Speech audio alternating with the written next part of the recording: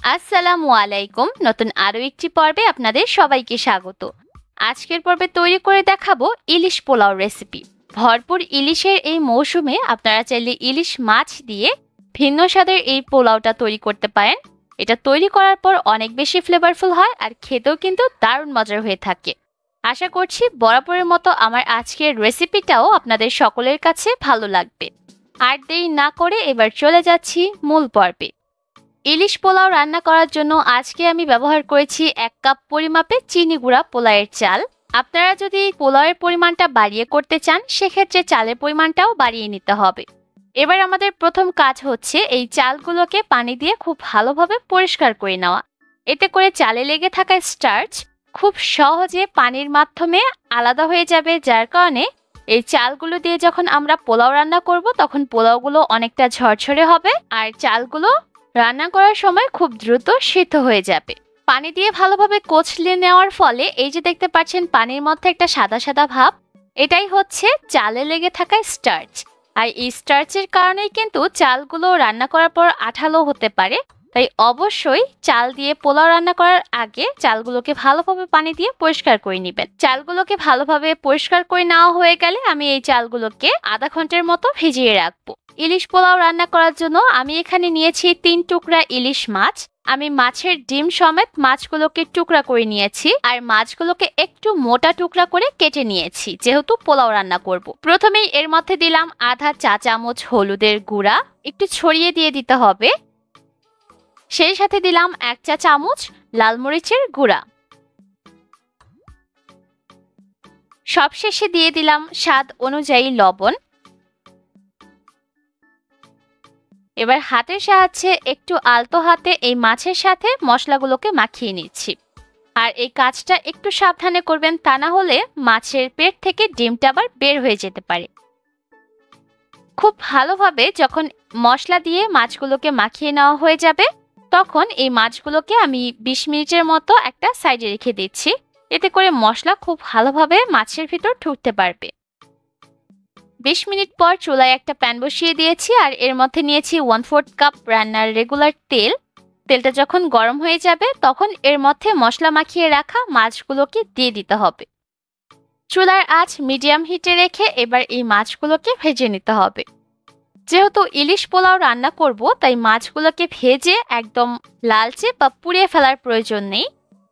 যখন মনে হবে মাছের একটা সাইড হালকা একটু ভাজা হয়েছে তখন এই মাছগুলোকে উল্টে দিচ্ছি।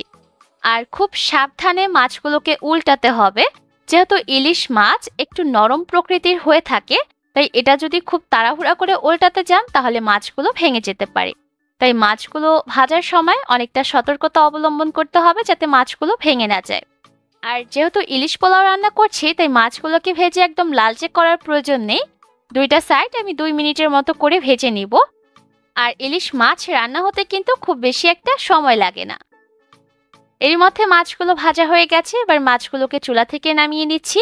এবার আরো একটা প্যানের মধ্যে আমি ইলিশ মাছ ভাজার তেলটা দিয়ে দিলাম আর সেই সাথে দিলাম 1/4 কাপ পেঁয়াজ কুচি। অবশ্যই মাছ ভাজা তেলটাই দিবেন, কারণ অবশিষ্ট তেলটা কিন্তু অনেক বেশি ফ্লেভারফুল আর এই তেলটা ব্যবহার করার কারণে কিন্তু পোলাওয়ের মধ্যে ইলিশের একটা ফ্লেভার যোগ হবে। এবার চুলার আঁচ মিডিয়াম হিটে রেখে পেঁয়াজগুলোকে কিছুক্ষণের জন্য ভেজে নিচ্ছি। যখন পেঁয়াজের মধ্যে হালকা একটা বাদামি রং আসতে শুরু করবে তখন এর মধ্যে সামান্য একটু পানি দিয়ে দিলাম আর ভালোভাবে নেড়েচেড়ে মিক্স করে দিয়ে এর মধ্যে দিলাম আধা চা চামচ জিরা বাটা, দিয়েছি আধা চা চামচ আদা রসুন বাটা, স্বাদ অনুযায়ী লবণ দিয়েছি আর 5-6টার মতো আস্ত কাঁচামরিচ দিয়েছি। ব্যাস এতটুকুই মশলা, এর থেকে বেশি মশলা ব্যবহার করার প্রয়োজন নেই। কারণ ইলিশ মাছে কিন্তু অতিরিক্ত মশলা ব্যবহার করলে ইলিশ মাছের অরিজিনাল যে ফ্লেভার সেটা পাওয়া যায় না। কারণ ইলিশ মাছ কিন্তু এমনিতেই ফ্লেভারফুল হয়ে থাকে, তাই অতিরিক্ত মশলা ব্যবহার করলে ইলিশ মাছের আসল টেস্ট পাবেন না। এবার এই মশলাগুলোকে খুব ভালোভাবে কষিয়ে নিচ্ছি আর যখন মশলাগুলো খুব ভালোভাবে কষে গিয়ে তেলটা উপরে ভেসে উঠবে তখন এর মধ্যে পানি ছড়িয়ে রাখা পোলাওয়ের চালগুলো দিয়ে দিতে হবে। এবার চুলার আঁচ মিডিয়াম হিটে রেখে চালগুলোকে কিছুক্ষণের জন্য ভেজে নিচ্ছি। এতে করে চালে লেগে থাকা এক্সট্রা পানিটা শুকিয়ে যাবে আর এই চালগুলো ভেজে নেওয়ার কারণে পোলাওটা রান্না করার পর অনেক বেশি ঝরঝরে হবে। প্রথম অবস্থায় চালটা একটু আঠালো মনে হলেও যখন এটা ভাজতে থাকবেন দেখবেন ভাজতে ভাজতে এটা অনেকটা ঝরঝরা হয়ে এসেছে। আর ঠিক সেই পর্যায়ে এর মধ্যে আমি দিয়ে দিব 2 কাপ পরিমাপে পানি। যেহেতু 1 কাপ চাল ব্যবহার করেছি সেই অনুযায়ী আমি 2 কাপ পানি ব্যবহার করেছি। আর এই 2 কাপ পানিতেই কিন্তু চালটা খুব ভালোভাবে সিদ্ধ হয়ে যাবে। পানি দিয়ে দেওয়া হয়ে গেলে সাথে সাথেই ভালোভাবে নেড়েচেড়ে মিক্স করে দিতে হবে, তা না হলে আবার চালগুলো জমাট বেঁধে যেতে পারে। ভালোভাবে নেড়েচেড়ে মিক্স করে দিয়েছি আর চুলার আঁচটাকে আমি এই পর্যায়ে একদম হাই হিটে করে দিয়েছি এই চালের মধ্যে বলক আসার জন্য। এই যে দেখতে পাচ্ছেন এর মধ্যে কিন্তু চালের পানির মধ্যে একটা বলক উঠে এসেছে। ঠিক এই পর্যায়ে আমি এবার লবণটাকে চেক করে নিচ্ছি, যদি লবণের প্রয়োজন হয় সেক্ষেত্রে এই পর্যায়ে কিছুটা লবণ যোগ করে দিবেন। আমি লবণ চেক করেছিলাম, আমার পোলাওয়ের চালে কিছুটা লবণের প্রয়োজন পড়েছে, তাই আমি এর মধ্যে সামান্য একটু লবণ দিয়ে দিলাম। এবার অপেক্ষা করব ততক্ষণ যতক্ষণ না পর্যন্ত চালের পানিটা পুরোপুরি টেনে যায়। আর এই পর্যায়ে চুলার আঁচটা অবশ্যই হাই হিটে রাখতে হবে। এরই মধ্যে কিন্তু চালের পানিটা পুরোপুরি টেনে গেছে। এবার চুলার আঁচটাকে আমি একদম লো হিটে করে দিয়েছি আর চালগুলোকে সমান করে বিছিয়ে দিয়ে এর মধ্যে ভেজে রাখা ইলিশ মাছগুলো দিয়ে দিচ্ছি। আর মাছগুলোকে একটু চেপে দিবেন যাতে করে কিছুটা অংশ চালের নিচে থাকে। এবার হাঁড়িটাকে একটা ঢাকনা দিয়ে ঢেকে দিলাম আর ঢাকনায় যদি কোনো ছিদ্র থাকে সেটা বন্ধ করে দিতে হবে। আপনারা চাইলে কিন্তু হাঁড়ির নিচে একটা তাওয়াও ব্যবহার করতে পারেন, যেহেতু আমার হাঁড়ির তলানিটা একটু মোটা তাই আমি এর নিচে কোনো তাওয়া ব্যবহার করলাম না। এবার চুলার আঁচ একদম লো হিটে রেখে এই পোলাওটাকে রান্না করতে হবে কমপক্ষে 15 মিনিটের মতো। 15 মিনিট পর ঢাকনাটাকে খুলে দিলাম। এবার নিচ থেকে পোলাওগুলোকে একটু মাছের উপর দিয়ে দিলাম। তারপর আবারও হাঁড়িটাকে ঢাকনা দিয়ে ঢেকে পোলাওটাকে দমে রাখতে হবে 10 মিনিটের মতো। 10 মিনিট পর ঢাকনাটাকে খুলে এবার মাছগুলোকে আমি তুলে নিচ্ছি। যেহেতু ইলিশ মাছ এই পর্যায়ে বেশ অনেকটাই নরম, তাই চালগুলোকে যদি নাড়াচাড়া করতে চাই সেক্ষেত্রে মাছগুলো কিন্তু ভেঙে যেতে পারে। তাই মাছগুলোকে আমি তুলে আলাদা করে রেখে দিলাম। এবার চালগুলোকে একদম নিচ থেকে উল্টে পাল্টে দিতে হবে, এতে করে নিচের চালগুলো উপরে চলে আসবে আর উপরের চালগুলো নিচে চলে যাবে। যেহেতু নিচের চালগুলো খুব ভালোভাবে সিদ্ধ হয়ে গেছে তাই এই পর্যায়ে অবশ্যই চালগুলোকে ভালোভাবে উল্টে পাল্টে দিবেন। আর চালগুলোকে উল্টে পাল্টে দেওয়া হয়ে গেলে আবারও সমান করে বিছিয়ে দিলাম। তারপর এর মধ্যে দিয়ে দিলাম 3 টেবিল চামচের মতো পেঁয়াজ বেরেস্তা। আর অবশ্যই চেষ্টা করবেন পেঁয়াজ বেরেস্তাটা এই ইলিশ পোলাওয়ে ব্যবহার করতে, এতে করে বেরেস্তার একটা সুন্দর ফ্লেভার পোলাওয়ের মধ্যে যোগ হবে। এবার মাছগুলোকে উপর থেকে বিছিয়ে দিয়ে আবার উপর থেকে পেঁয়াজ বেরেস্তা ছড়িয়ে দিলাম।